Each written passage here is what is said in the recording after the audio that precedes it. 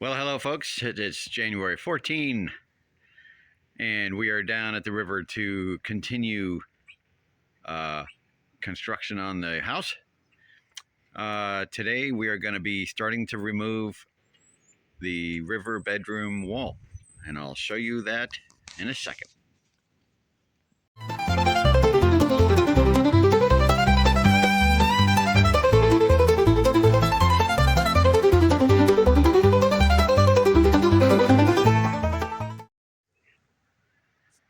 All right, so last time we put in the steel beam that's inside, and it's basically underneath this gable.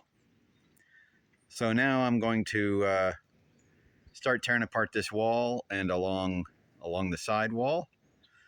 But first I need to put up some rain protection because I have insulation underneath this floor here and this floor under here, and it cannot get wet because there is a vapor barrier under it. So the strategy will be to put canvas tarp across the roof so that it hangs down over the eaves, and then begin demolishing this part of the roof and taking out this wall. And then I'm probably going to replace this joist right here and about 1 bay worth of plywood for the subfloor, because they did such a wonderful job of flashing this window. You can see the rot in the actual rim joist here, and of course it's going to continue over in that corner of the window. So and this plywood here is in pretty bad shape. Well, it's not completely horrible, but, and maybe if it only goes in an inch or so, I might leave it. But I at least want to do this this rim joist here, which shouldn't be too difficult. Removing these nails here, and there's no joists that join this. It's just basically standing on its own underneath this subfloor, so it'll be pretty easy to replace, and that'll give me peace of mind. This sill plate under here is pressure treated, but they didn't put in a pressure treated joist. So here is the new, and then I'll probably be demolishing I'll take the roof off all along here and down 2 or 3 bays past the beam, and just take all that out and then frame. The goal this week is to at least frame this wall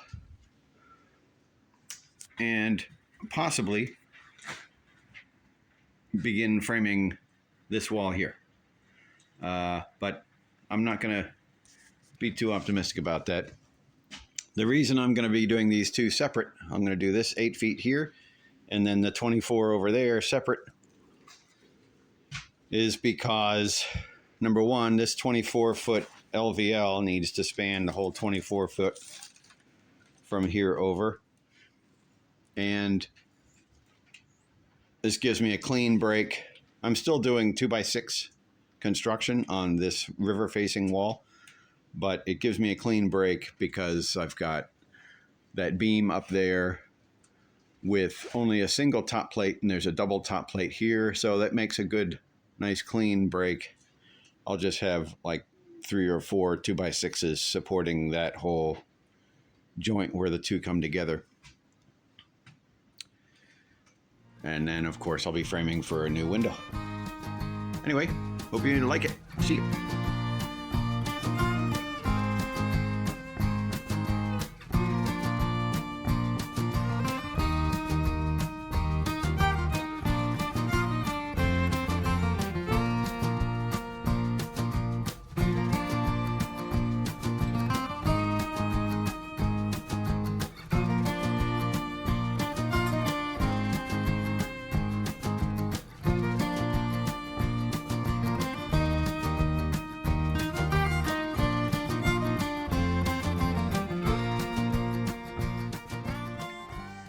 All right, folks, what I'm doing to waterproof this temporarily is to I put a 2x4 along the roof with 3-inch screws going into the sheathing, and then I'm putting a white strip of wood, or a strip of wood, any wood, to protect the covering from chafing on the edges of the shingles. And then I put some foam up there just as extra chafing protection.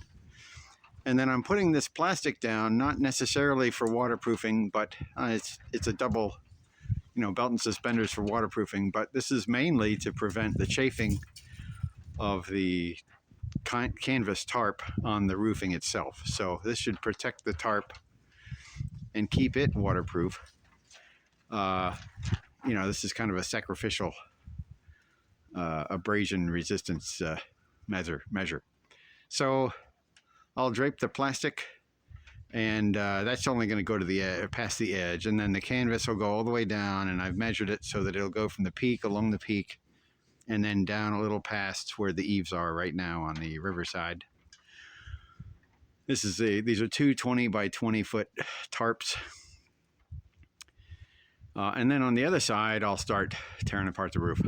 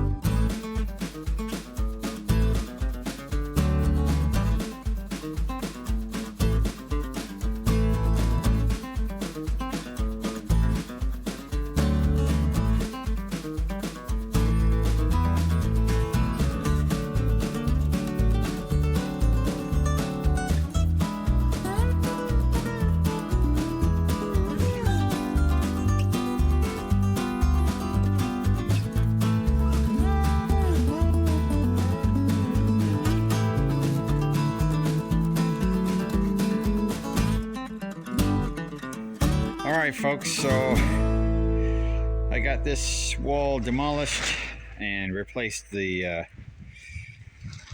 rim joist and put in some flashing with some liquid nails just to seal, just to put a barrier between the brick and the wood for termites to crawl up along the bricks.